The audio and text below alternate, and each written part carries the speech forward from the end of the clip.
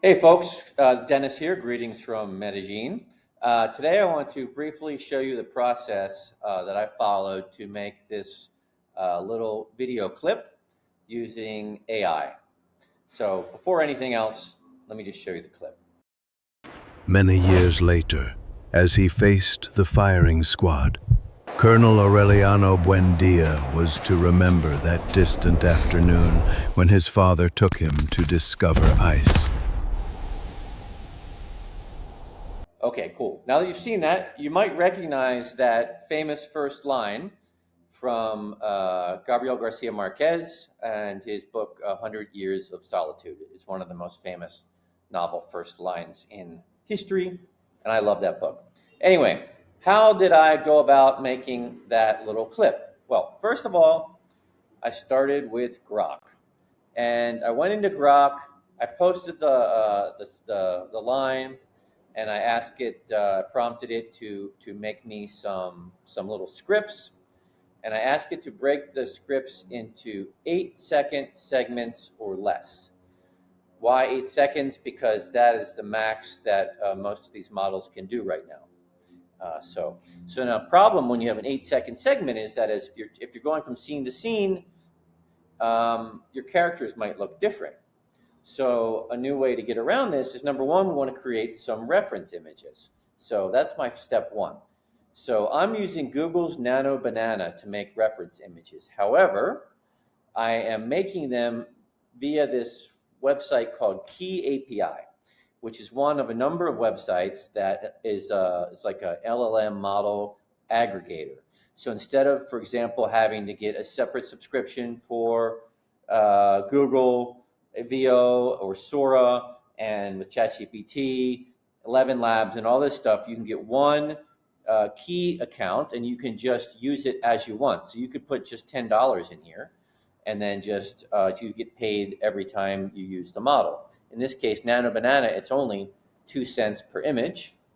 It's more expensive, maybe like $1 or 50 cents per video to do stuff with VO3, but it's way better than being committed to a to a monthly fee of, I think it's like $250 for Google now. Okay, so using Nanobanana, I would prompt in here, create images. I won't make you wait for that.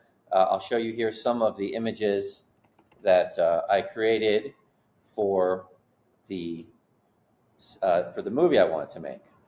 And the cool thing is you can make an initial, like I made this file first, correct? Then I go into Google Nanobanana Edit, and I'll post that image in, and I'll say, now give me a version that's a close-up. And I can go even closer up. So you're keeping consistent. You're saying, hey, I want this guy, but I want him closer and closer, etc. And you can do that with every scene in your movie. So then you have your nice reference images. Next step is you go into you go into the video API section here, and you make your movie. And there's two ways to make a movie. There's text to video and image to video. So I can go in here, I can take the script I got out of Grok, I can choose the size, and I can just paste the prompt in here, or I can use image to video, where I can say, okay, I want this to be the first scene in my 8-second clip, and I want the last scene to be this. And then you add your prompt here. This gives you, slightly more consistent results. However, there are problems with this, and the main problem that I have is Google's content policies. If you try to do anything involving a kid, like this picture, when I tried to upload this, it got rejected by Google, which is curious because Google actually created this image on the Nanobanana side. I think what's happening here is that they think that this is a picture of a real kid, so they're fooled by their own AI generations, and so they don't want you making images with a real kid. So, unfortunately, this was annoying, but when I made the film, I had to do anything involving a child actor had to be done using text to video. So I could describe a kid, and he would do stuff, and but I couldn't use the reference image. Okay. So anyway, I go through this process. I won't make you wait for these generations because they take a couple minutes. And I would produce my various video clips, and then I would drop them into Adobe Rush, like you see here. So these are the different clips I made. This is unedited. So like, look at the end of the scene, his eyes get really weird. I didn't like that. I cut that out. This part dragged a little bit, so I clipped that down. But you can see that while I edited, I cut the stuff down a little bit. The raw clips are pretty close to good. And then now we need the voiceover, which is this track here. For that, Key AI doesn't have access to 11 Labs, but this other site called foul.ai does. So what I do here is I drop the text in here, and then they have these different voices you can choose from. They're kind of standard voices, or you can get a custom voice. And you can get a custom voice. You go to the 11 Labs website, and they have filters. You can search their voice library. I found this guy, David, the old British storyteller, who I liked. There he is.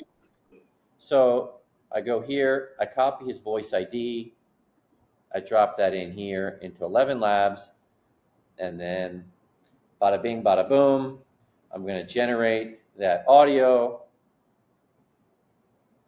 and then I can download that and drop that. Oops, I'm on the wrong. Drop that into my Adobe Rush here. And then from there, it's just a matter of a little bit of editing. You don't have to be a master video editor to do this stuff. It's just kind of cutting and dragging and dropping. You can, cut out a little piece, make things tighter. And so my final video, I have all this video clip cut down so it more or less matches the length of the audio. And then we get our final result. So that whole process took me a couple hours yesterday morning. It would have been much faster if I hadn't kept running into the Google content policies, which is super annoying. I think they will flag you for violence, probably for sex too. So no sex, no violence. Basically, if you try to make anything that's like all of literature, basically, or anything that's interesting on TV, they're going to say this isn't appropriate. But I imagine over time they will relax those policies a little bit. But anyway, that's my quick description of how I made that video. Please let me know any questions or requests in the comments.